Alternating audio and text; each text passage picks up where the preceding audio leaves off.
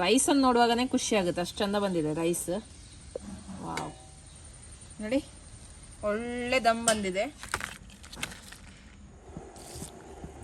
Hi ಎಲ್ಲರಿಗೂ, ಇವತ್ತು ನಾನು ಸಿಗಡಿಯನ್ನು ತಂದಿದ್ದೀನಿ. ಸೂಪರ್ ಆಗಿರುವಂತ ಬಿರಿಯಾನಿಯನ್ನು ಮಾಡುವ, ಬನ್ನಿ. ಅರ್ಧ kg ಸಿಗಡಿ,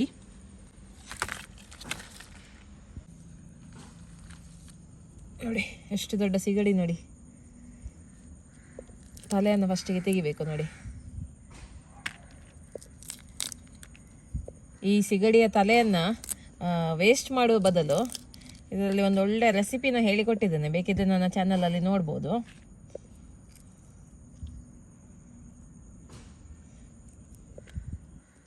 ಇದರ ಬೆನ್ನಲ್ಲಿ ಈ ಥರ ಒಂದು ಕಪ್ಪಿದಿರ್ತದೆ, ಅದನ್ನು ತೆಗಿಬೇಕು.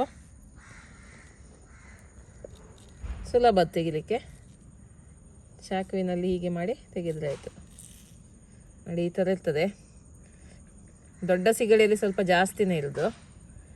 ಓಕೆ, ಇದನ್ನು ತೆಗಿಬೇಕು.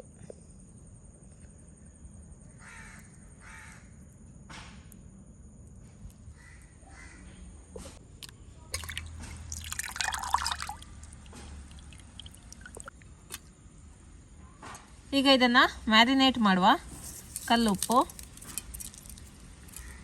1 ಚಮಚ ಖಾರದ ಪುಡಿ, 1/4 ಚಮಚ ಅರಿಶಿಣದ ಪುಡಿ, 1 ಚಮಚ ಶುಂಠಿ ಬೆಳ್ಳುಳ್ಳಿ ಪೇಸ್ಟ್, ಅರ್ಧ ನಿಂಬೆಯ ರಸ. Simple marination. ಇದನ್ನು 10 ನಿಮಿಷ ಇಟ್ಟು ಮತ್ತೆ ಯೂಸ್ ಮಾಡಿದ್ರೆ ಆಯಿತು. 10 ನಿಮಿಷ ಹೀಗೇನೆ ಇರಲಿ. ಈಗ ರೈಸ್ ರೆಡಿ ಮಾಡುವ. ಇಲ್ಲಿ ನಾನು ನೀರು ಬಿಸಿ ಮಾಡಲಿಕ್ಕೆ ಇಟ್ಟಿದ್ದೀನಿ. ನೀರು ಜಾಸ್ತಿ ಇಟ್ಟರೆ ಆಯಿತು, ಯಾಕಂದರೆ ನಮಗೆ ನೀರನ್ನು ಮತ್ತೆ ಸ್ಟ್ರೈನ್ ಮಾಡಲಿಕ್ಕೆ ಉಂಟು. ಓಕೆ, ಈಗ ಸ್ವಲ್ಪ ಉಪ್ಪನ್ನು ಹಾಕ್ತಾ ಇದ್ದೀನಿ. ನೋಡಿ, 1/2 ಚಮಚದಷ್ಟು ಕಲ್ಲುಪ್ಪನ್ನು ಹಾಕ್ತಾ ಇದ್ದೀನಿ. ಹಾಗೆ ಸ್ವಲ್ಪ ಇಡೀ ಗರಂ ಮಸಾಲೆಯನ್ನು ಹಾಕ್ತಾ ಇದ್ದೀನಿ. ನಿಮ್ಗೆ ಇದು ಬೇಕಿದ್ರೆ ಮಾತ್ರ ಹಾಕಿಕೊಳ್ಳಿ, ಇಷ್ಟ ಇಲ್ಲ ಅಂದರೆ ಇದನ್ನು ಸ್ಕಿಪ್ ಮಾಡ್ಬೋದು. ನಾನು ಸ್ವಲ್ಪ ಲವಂಗದ ಎಲೆ, ಚಕ್ಕೆ, 3-4 ಲವಂಗ, 1 ನಕ್ಷತ್ರ, 1 ಚಮಚದಷ್ಟು ಸೋಂಪನ್ನು ಹಾಕ್ತಾ ಇದ್ದೀನಿ. ನಿಮಗೆ ಯಾವ ಗರಂ ಮಸಾಲೆ ಇಷ್ಟ ಉಂಟು ಅದನ್ನು ಹಾಕಿಕೊಳ್ಳಿ.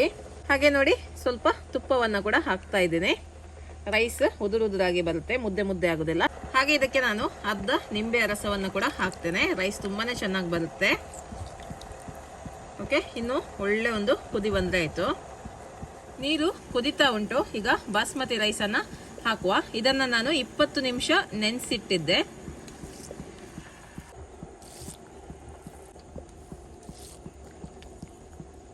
ಇದು 90% ಬೇಯಬೇಕು. ಓಕೆ, ನೋಡಿ ರೈಸ್ ಈಗ 90% ಬೆಂದಿದೆ. ಸೊ ನೀವು ಜಸ್ಟ್ ಒಂದು ರೈಸನ್ನು ತೆಗೆದು ನೋಡ್ಬೋದು. ಓಕೆ, ಆಲ್ಮೋಸ್ಟ್ ಕಟ್ ಆಗ್ತಾ ಉಂಟು. ಓಕೆ, ಇಷ್ಟಾದರೆ ಸಾಕು, ಇದನ್ನು ತೆಗೆಯುವ. ಓಕೆ ನೋಡಿ, ಈಗ ರೈಸ್ ರೆಡಿ ಆಯಿತು. ಈಗ ಮಸಾಲಾನ ರೆಡಿ ಮಾಡುವ. ಸ್ವಲ್ಪ ಎಣ್ಣೆಯನ್ನು ಹಾಕ್ತಾ ಇದ್ದೀನಿ. ಇದು ನಾನು ಈರುಳ್ಳಿ ಫ್ರೈ ಮಾಡಿರುವಂಥ ಎಣ್ಣೆ. ಸ್ವಲ್ಪ ನಾನು ಈರುಳ್ಳಿಯನ್ನು ಫ್ರೈ ಮಾಡಿ ಸಪ್ರೇಟಾಗಿ ಇಟ್ಟಿದ್ದೀನಿ, ಲಾಸ್ಟಿಗೆ ಗಾರ್ನಿಶಿಂಗ್ ಮಾಡಲಿಕ್ಕೆ ಬೇಕಂತೇಳಿ. ಅದೇ ಎಣ್ಣೆಯನ್ನು ಈಗ ಫ್ರೈ ಮಾಡಲಿಕ್ಕೆ ಯೂಸ್ ಮಾಡ್ತಾ ಇದ್ದೀನಿ. ಈಗ ಸಿಗಡಿಯನ್ನು ಫ್ರೈ ಮಾಡುವ.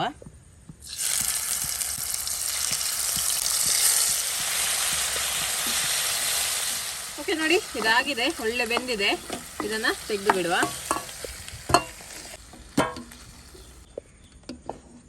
ಈಗ ಇದೇ ಕಡೆಗೆ ನೋಡಿ, ನಾನು 2 ಟೇಬಲ್ ಚಮಚದಷ್ಟು ತುಪ್ಪವನ್ನು ಹಾಕ್ತಾ ಇದ್ದೀನಿ. ಸ್ವಲ್ಪ ಎಣ್ಣೆಯನ್ನು ಕೂಡ ನೀವು ಹಾಕ್ಬೋದು, ಮಿಕ್ಸ್ ಮಾಡಿ ಹಾಕ್ಬೋದು. ಓಕೆ, ಸ್ವಲ್ಪ ಇಡೀ ಗರಂ ಮಸಾಲೆನ ಹಾಕ್ತಾ ಇದ್ದೀನಿ. 1 ತುಂಡು ಚಕ್ಕೆ, 2 ಏಲಕ್ಕಿ, 4 ಲವಂಗ, ಹಾಗೆ 1 ಚಿಕ್ಕ ಸ್ಟಾರ್ ಅನ್ನು ಹಾಕ್ತಾ ಇದ್ದೀನಿ. ಓಕೆ, ಇದನ್ನು ಒಳ್ಳೆ ರೀತಿಯಲ್ಲಿ ಫ್ರೈ ಮಾಡುವ. 2 ಈರುಳ್ಳಿಯನ್ನು ಹಾಕ್ತಾ ಇದ್ದೀನಿ.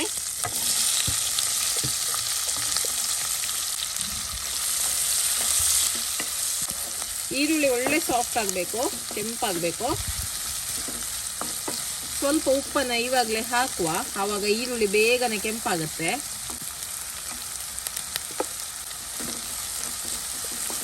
ನೋಡಿ, ಈರುಳ್ಳಿ ಕೆಂಪಾಗ್ತಾ ಬಂತು. ಈಗ ಇದಕ್ಕೆ 3 ಹಸಿಮೆಣಸಿನಕಾಯಿ ಹಾಕ್ತಾ ಇದ್ದೀನಿ, ಉದ್ದಕ್ಕೆ ಕಟ್ ಮಾಡಿದ್ದೀನಿ.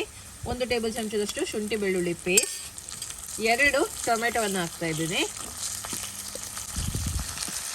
ಇದೆಲ್ಲ ಒಳ್ಳೆ ಸಾಫ್ಟ್ ಆಗಬೇಕು. 1 ಕೈ ಮುಷ್ಟಿಯಷ್ಟು ಕೊತ್ತಂಬರಿ ಸೊಪ್ಪು, ಪುದೀನ ಸೊಪ್ಪು ಎಲ್ಲ ಒಟ್ಟಿಗೆ ಹಾಕುವ. ಓಕೆ, ಒಳ್ಳೆ ರೀತಿಯಲ್ಲಿ ಇದನ್ನು ಮಿಕ್ಸ್ ಮಾಡಿ ಒಳ್ಳೆ ಸಾಫ್ಟ್ ಆಗೋವರೆಗೆ ಇದನ್ನು ಬೇಯಿಸಬೇಕು. ಟೊಮೆಟೊ ಎಲ್ಲ ಸಾಫ್ಟ್ ಆಗಬೇಕು. ಈಗ ಇದಕ್ಕೆ 1 ಟೇಬಲ್ ಚಮಚದಷ್ಟು ಕೊತ್ತಂಬರಿ ಪುಡಿಯನ್ನು ಹಾಕ್ತಾ ಇದ್ದೇನೆ. 1 ಟೇಬಲ್ ಚಮಚದಷ್ಟು ಅಚ್ಕಾರದ ಪುಡಿ, 1/4 ಚಮಚದಷ್ಟು ಅರಿಶಿಣದ ಪುಡಿ, 1 ಟೀ ಸ್ಪೂನ್ ಅಷ್ಟು ಗರಂ ಮಸಾಲ ಪುಡಿ, 2 ಟೇಬಲ್ ಚಮಚದಷ್ಟು ಮೊಸರನ್ನು ಸೇರಿಸ್ತಾ ಇದ್ದೇನೆ.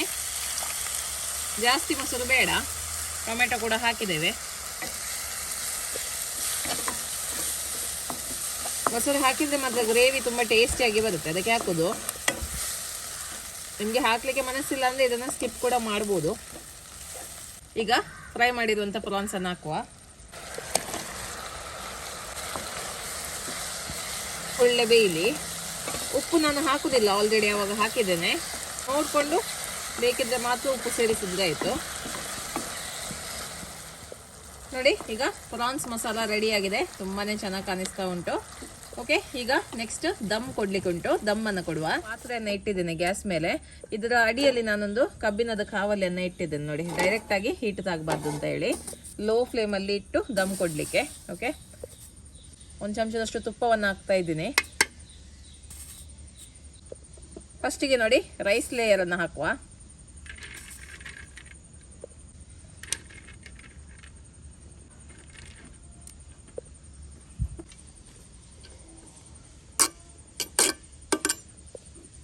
ಈಗ ಸಿಗಡಿ ಮಸಾಲವನ್ನು ಹಾಕುವ. ಎಲ್ಲದನ್ನು ಹಾಕ್ತಾ ಇದ್ದೀನಿ.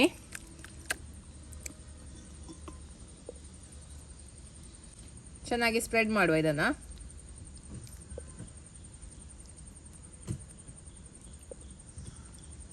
ಮತ್ತೆ ರೈಸ್ ಲೇಯರನ್ನು ಹಾಕುವ.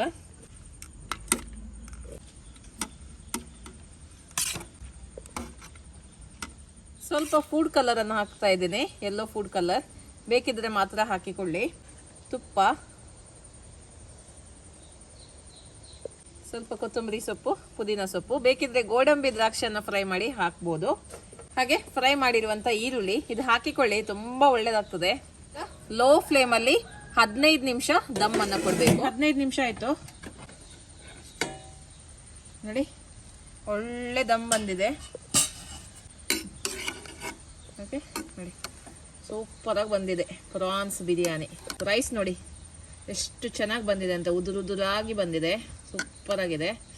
ವಾವ್, ತುಂಬ ಸುಲಭ ಪ್ರಾನ್ಸ್ ಬಿರಿಯಾನಿ ಮಾಡಲಿಕ್ಕೆ. ಯಾವ ಹೋಟೆಲ್ ಸ್ಟೈಲ್ ಬಿರಿಯಾನಿ ಕೂಡ ಇದು ಕಮ್ಮಿ ಇಲ್ಲ.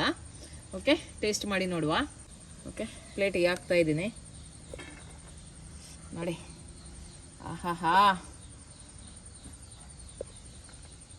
ತುಂಬ ಚೆನ್ನಾಗಿದೆ.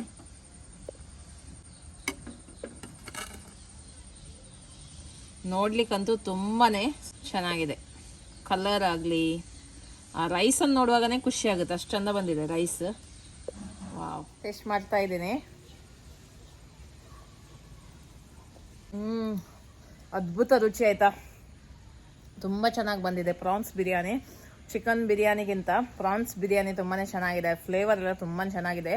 ಸ್ಪೆಷಲಿ ಆ ಪ್ರಾನ್ಸ್ ಇದು ಫ್ಲೇವರ್ ತುಂಬಾ ಸೂಪರ್ ಆಗಿದೆ. ನೀವು ಕೂಡ ತುಂಬಾ ಈಸಿಯಾಗಿ ಪ್ರಾನ್ಸ್ ಬಿರಿಯಾನಿಯನ್ನು ಟ್ರೈ ಮಾಡಿ ನಿಮ್ಮ ಅಭಿಪ್ರಾಯವನ್ನು ನನಗೆ ತಿಳಿಸಿ. ಓಕೆ, ಬಾಯ್.